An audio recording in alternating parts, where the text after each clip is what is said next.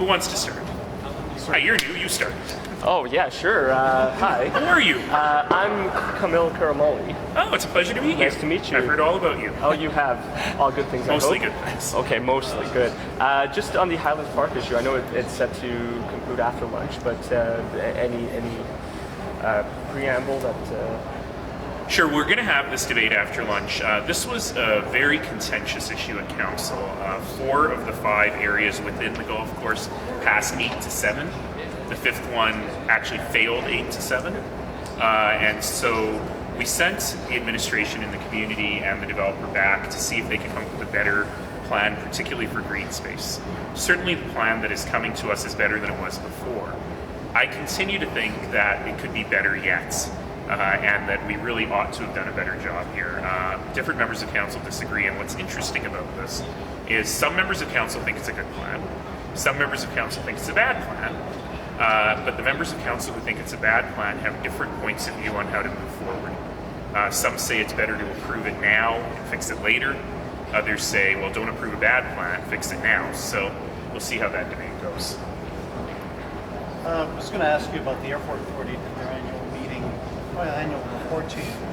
One of the talks was on Airport Trail, and Mr. Sutchler says that he still wants to see those interchanges built before it's expanded. Yeah, I continue to believe that that is not a particularly helpful position to hold, but I do think that there will be an opportunity to come up with a solution that benefits everyone. It's very clear that the work east of 36th Street is needed before the work west of 36th Street. But I think we can come up with a timeline that will satisfy everyone if the federal government contains that funding in the budget this week. Aren't you tied into an agreement that to get approval for the airport tunnel, they said, hey, you got to build the interchanges if you want to go forward? Yes, we are, but with the new leadership at the airport, I think we can come up with something that works for everyone.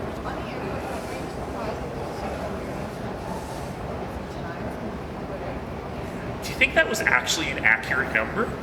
Or was that more like my 99.9997%? If it drives you crazy, it drives you crazy.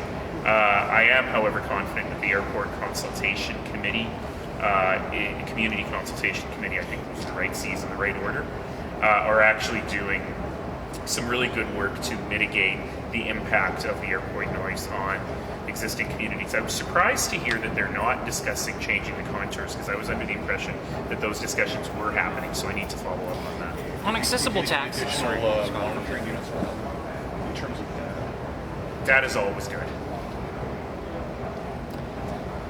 On accessible taxis, the issue that the council just dealt with, some of the drivers that drive accessible taxis tell us that the way the changes, the road it's on now is giving too much power to brokers and will result in poorer service for the disabled that need on-demand accessible taxis. What do you think about that? Well, council actually explicitly rejected that recommendation just now.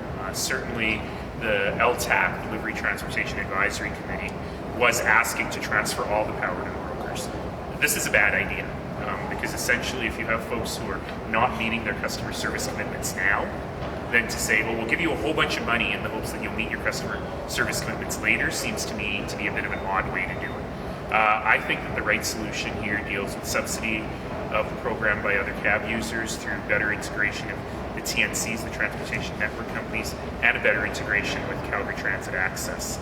Wheelchair accessible taxi rides are a very small portion of the total amount of transportation that someone using a wheelchair requires. The vast majority of rides are dealt with by Access Calgary, by Calgary Transit Access, as it's called now. So we got to get a better solution here, and I do believe, I agree with the drivers that transferring the power to the brokers was not a good solution. How are we going to move forward and give, I guess, better service? I'd like to see a solution come before Q1 2018 on this, but I think that we have to figure out a better methodology for dispatch and encouraging those drivers who have wheelchair accessible vehicles to be able to take those wheelchair accessible trips without long periods of deadheading. See, the problem here is that the wheelchair accessible vehicles are more expensive to buy and more expensive to operate, and the number of wheelchair trips is very low.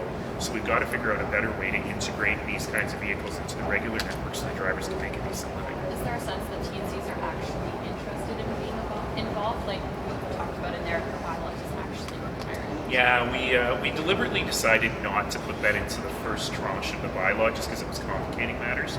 But there are a number of models that we've seen in other places that work. Whether it's a straight up financial subsidy from companies like Uber to the wheelchair accessibility, other taxis, or in some places the TNCs actually run a wheelchair accessible fleet. And I think it's well worth exploring that. Is all this taking too long, or is it just because it's long? No, it's taking too long. It really is taking too long. The challenge is, look, our livery transportation services department is tiny, and we've had them have to do new bylaws, new rates, deal with LTAC, and legalize and license TNCs. So they've just been massively overworked. The good news is that work is probably well underway, and we can now turn our focus to this with the help of our colleagues at Calgary Transit Access. That said, it has taken a long time, and I understand the frustrations both of the drivers and the people who use wheelchairs who just want the system to work better.